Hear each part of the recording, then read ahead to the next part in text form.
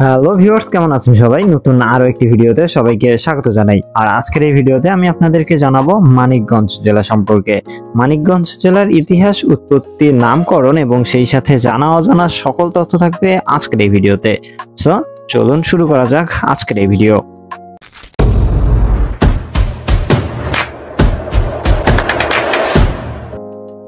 মানিকগঞ্জ জেলা বাংলাদেশের মধ্যাঞ্চলের ঢাকা বিভাগের একটি প্রশাসনিক অঞ্চল।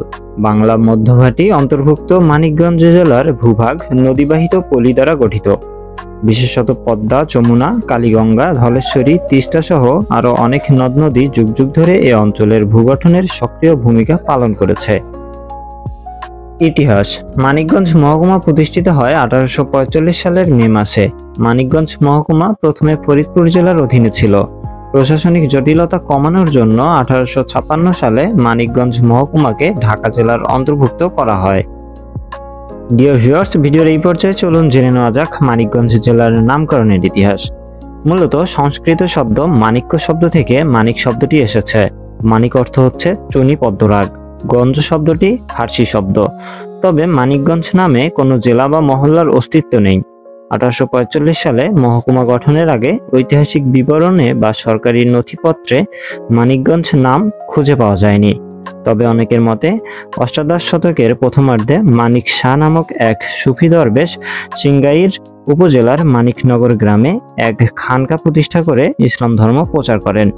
আর তাকে কেন্দ্র করে সেখানে জনবসতি গড়ে ওঠে এবং ধারণা করা হয় সেখান থেকেই মানিকগঞ্জ নামের উৎপত্তি হয়েছে।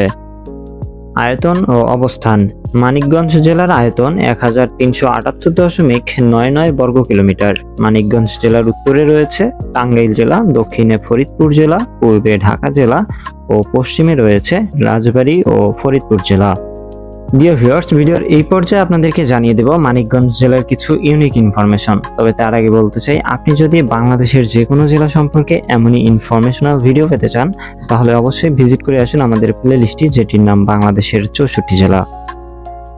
ইউনিক ইনফরমেশন: মানিকগঞ্জ জেলা মোট 60টি উপজেলার সমন্বয়ে গঠিত। মানিকগঞ্জ জেলার মোট জনসংখ্যা 16,71,985 জন, যার মধ্যে 52.02% পুরুষ এবং 47.98% মহিলা।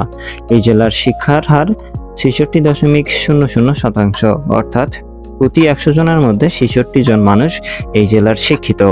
মানিকগঞ্জ জেলায় মোট 166টি হাট বাজার রয়েছে। এছাড়াও এখানে বছরে প্রায় 54টি মেলা অনুষ্ঠিত হয়, যা এই জেলার অর্থনীতিতে বড় অবদান রাখে। এই জেলার জেলা কোড 39 এবং প্রশাসনিক বিভাগের কোড 3056। ডিয়ার ভিউয়ার্স, ভিডিওর একদম শেষ পর্যায়ে এসে আপনাদেরকে জানিয়ে দেব মানিকগঞ্জ জেলার কিছু দর্শনীয় স্থানের নাম। কিন্তু তার আগে বলতে চাই, আপনি যদি এই চ্যানেলে নতুন হয়ে থাকেন অবশ্যই আমাদের চ্যানেলটিকে সাবস্ক্রাইব করে রাখতে ভুলবেন না এবং সেই সাথে আপনি কোন জেলা থেকে ভিডিওটি দেখছেন আমাদেরকে কমেন্ট করে জানিয়ে দিবেন।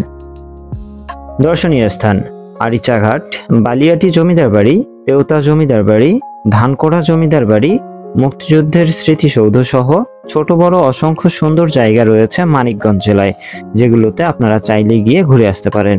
ডিয়ার ভিউয়ার্স, এই ছিল আমাদের আজকের আয়োজন। কেমন লাগলো আমাদের আজকের আয়োজন অবশ্যই মতামতটি জানিয়ে দিতে পারেন কমেন্টের মাধ্যমে। কথা হবে অন্য কোনো দিন অন্য কোনো জেলার ইতিহাস নিয়ে। সে পর্যন্ত ভালো থাকুন, সুস্থ থাকুন। খুদা হাফেজ।